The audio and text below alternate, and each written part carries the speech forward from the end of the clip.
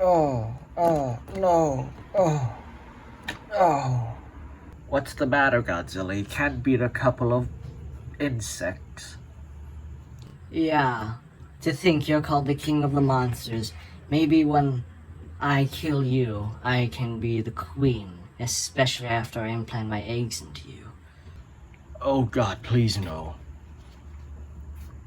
Did somebody say insects? Oh my god, was that a giant bird? I don't know. I think we should leave. I think you should stay right where you are. I haven't eaten in a few days, and you guys will too.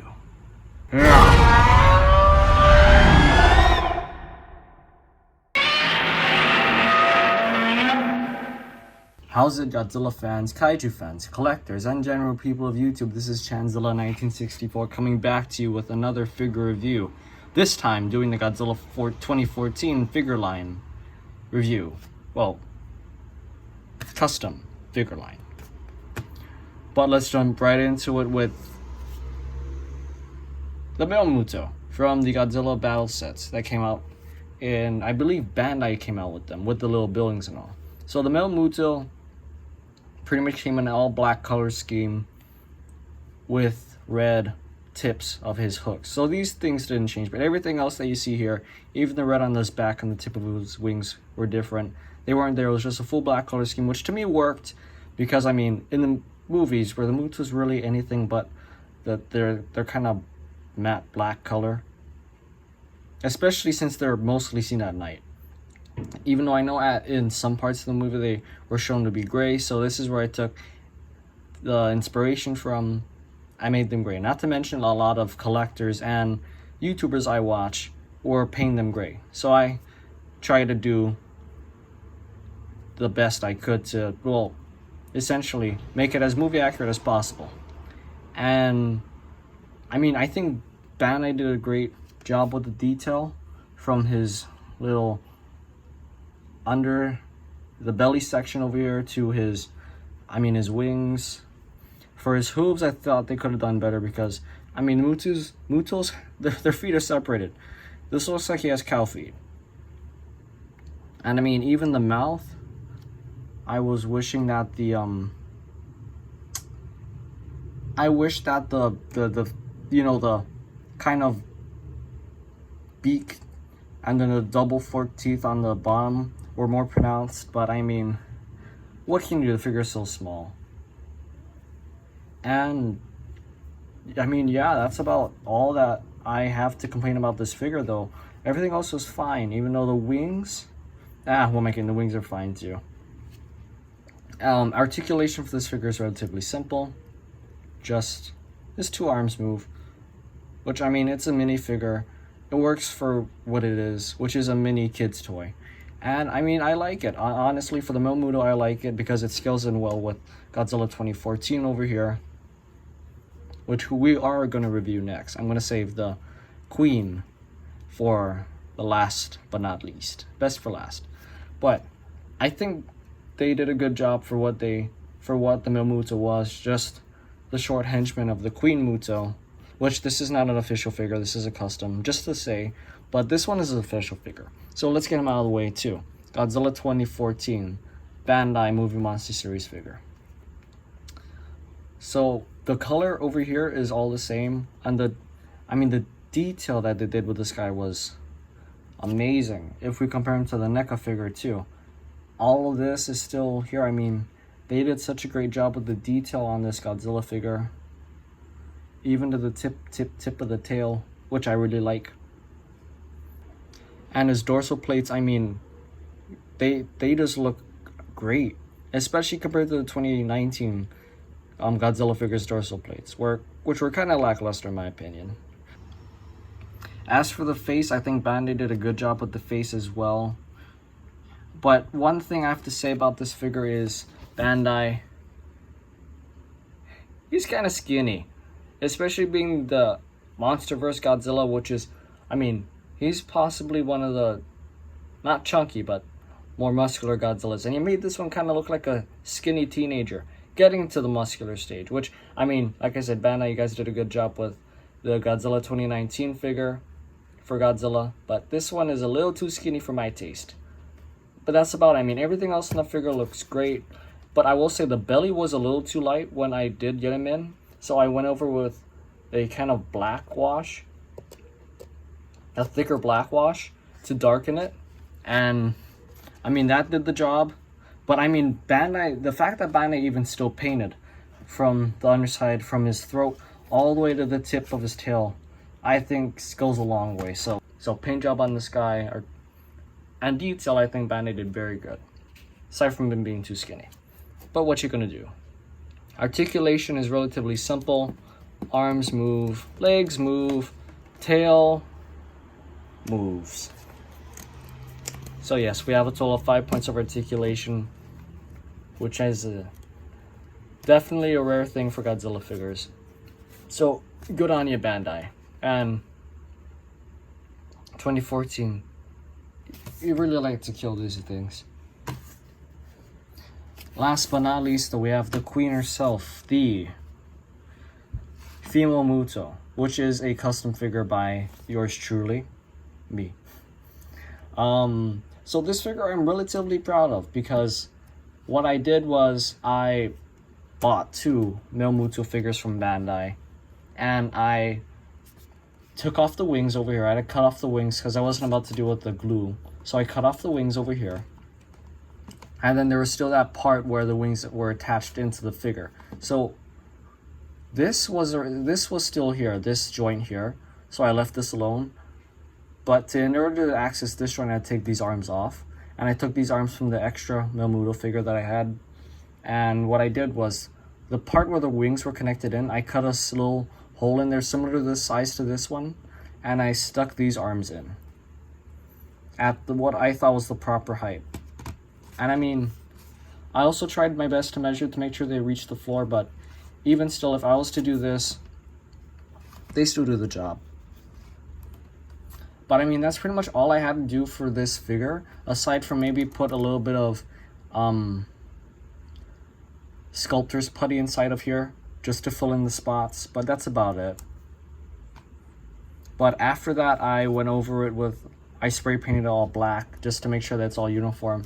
And then I went over with my, with the gray design that I took inspiration from pictures on Google and other creators. And I did my own little tip where I painted these parts red, and especially the back part red.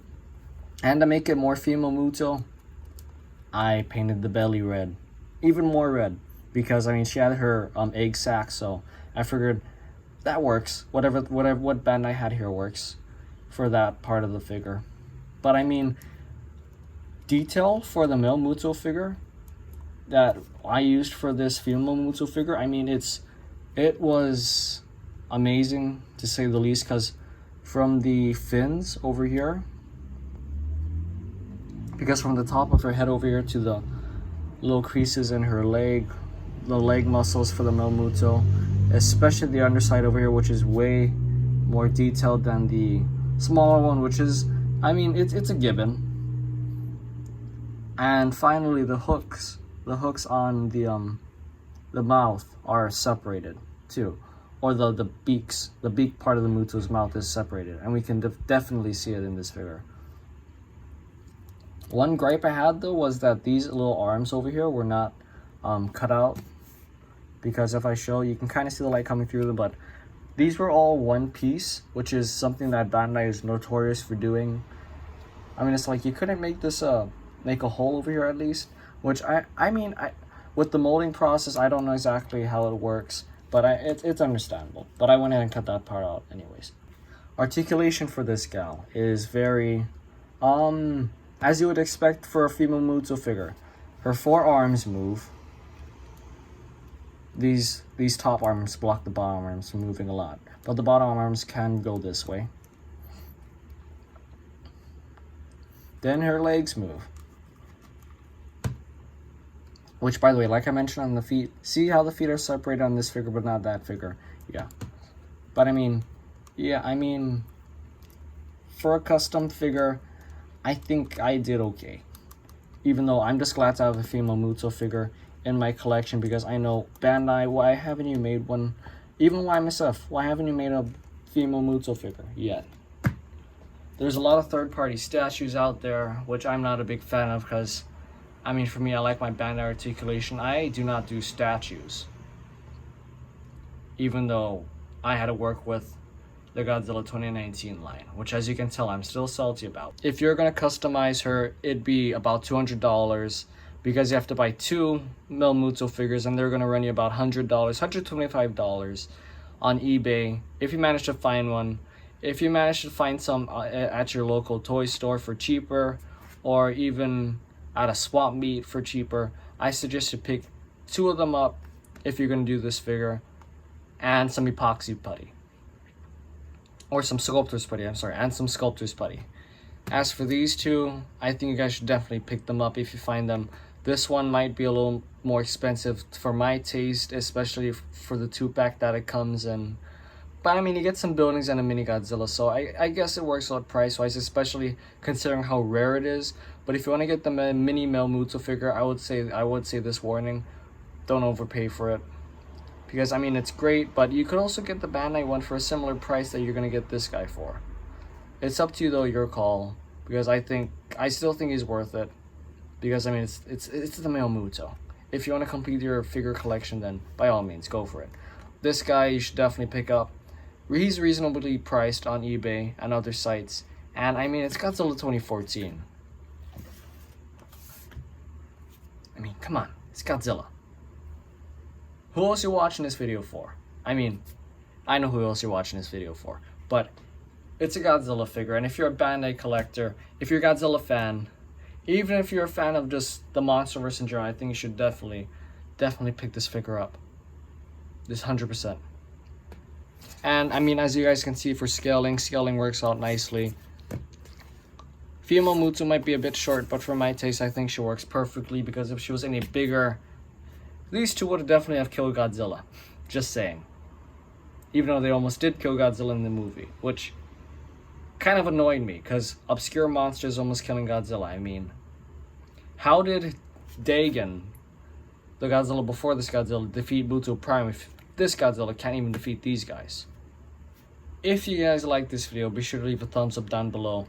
And if you want to see a instruction video how to customize this chick, even though I just pretty much said it, do let me know in the comment section down below. And if you have any comments, just leave a little comment down below, because it just helps the channel in general, and I really do enjoy reading comments from you guys, and it's very much appreciated. It brightens my day a little bit, which I hope I do with these videos. I hope it brightens your guys' day a little bit with these videos as well.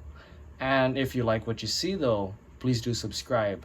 Our subscriber count is growing, which I'm very happy about, and I hope I can reach 20 by the end of this month. So keep it up, guys, and I mean, thank you. I'll keep up the videos if you guys keep coming with those subscriptions, even though I'll probably keep up the videos either way.